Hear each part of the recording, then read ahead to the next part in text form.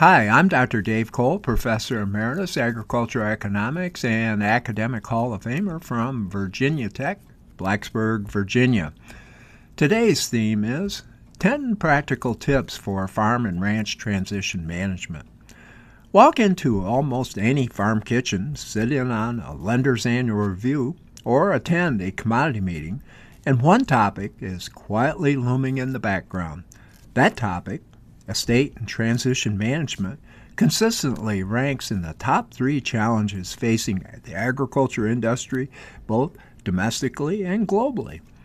The story of a neighbor in his mid-60s who was found dead on the kitchen floor after spending a day at the local cooperative, machinery dealership, and bank often sparks discussions within families and their communities.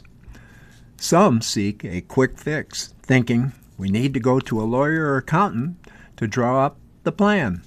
Others continue to procrastinate or shift their focus to urgent daily business decisions, living with the hope and prayer that this too shall pass. The issue becomes more complex as non-farm family members move away, causing the legacy to become detached and fade over time. In other cases, family members who remain to carry on the legacy across multiple generations are challenged by thin profit margins, increasing complexity and marketing uncertainty, and the difficulty of purchasing inflated assets, particularly land. This places financial and mental and physical stress on them, their spouses, their children, often quietly eroding the very foundation the prior generation worked so hard to build. Adding to this complexity, over 20% of farm and ranch businesses have no next generation of ownership. As a result, linking with aspiring business partners to carry on the legacy can bring hope, but it also introduces another degree of anxiety. Despite this backdrop, planning for transition is not an option but a requirement, as life cycles are inevitable.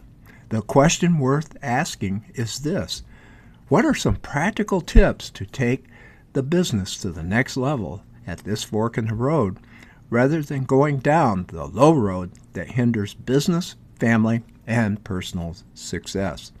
Here are 10 practical areas to address as you begin the process. Let's look beyond the balance sheet. Estate planning often revolves around the transfer of assets and equity in both the business and personal holdings. However, the more complex and often overlooked component is the transition of management and decision-making. A key sticking point for the senior generation is giving up control and the sense of purpose that comes from a lifetime of tough decisions, hard work, sacrifice that have provided a living and built net worth on the balance sheet. There is a time-honored principle that to maintain control and achieve true growth, one must give up daily tasks and delegate both control and decision-making to those being developed sooner rather than later. A common struggle amongst the junior generation is preparing to make critical decisions before it's too late. Some may need to work away from the family business for a couple of years to build skill sets and develop accountability for decision-making. A growing trend in agriculture businesses is the use of apprenticeships.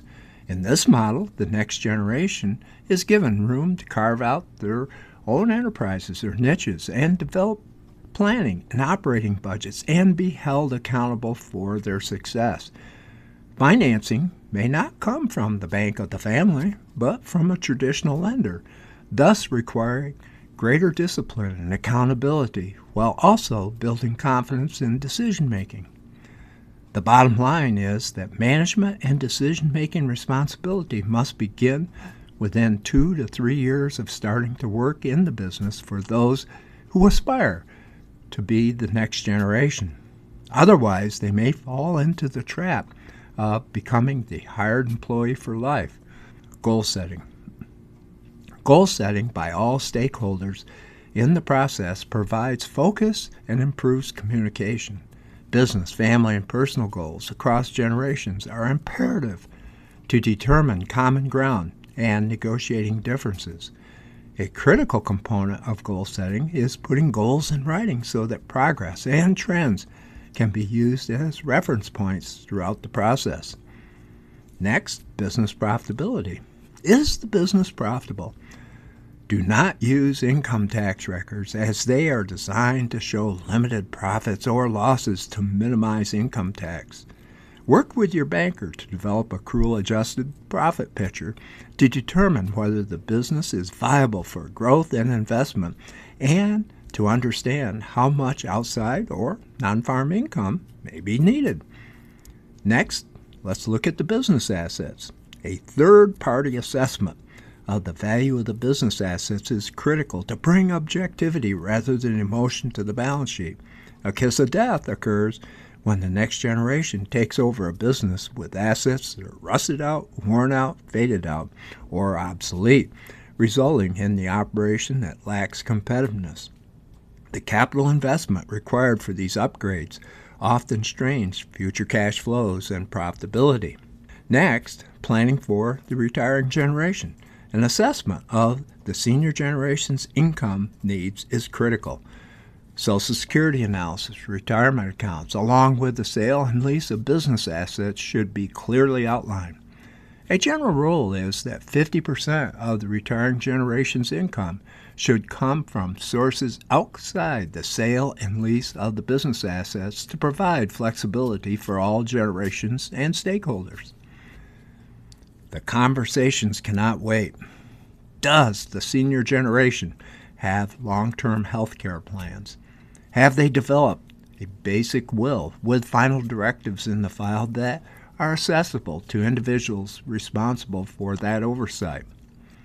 What are going to be the living arrangements?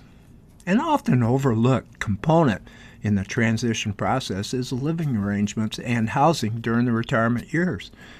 More individuals are choosing to live in town, closer to healthcare and senior activities, and returning to the farm for their involvement as their schedule allows. Now, let's build that transition team. Do you have a transition management team in place? Ideally, this includes an agriculture-oriented lawyer, accountant, and a banker or financial specialist. A coach or facilitator is also recommended to help organize the process and ensure it continues in a timely manner. Meetings should be held away from the business, limited to no more than a half a day, with a clear agenda and recorded minutes. Attendance by all experts, stakeholders is necessary to ensure efficiency in the process and foster effective communication. It's an investment, not a cost. One must think of the transition process as an investment of time and money. Expect it will require up to 100 hours with monetary investment of approximately 1% of the business asset values. Finally, procrastination often leads to disruption in both the business operations and family harmony. One of the greatest legacies is often not monetary, but rather the impact made on people's lives. Taking a proactive approach not only protects what has been built, but ensures that the people and the relationships at the heart of the operation carry that legacy forward with purpose and pride. See you the next time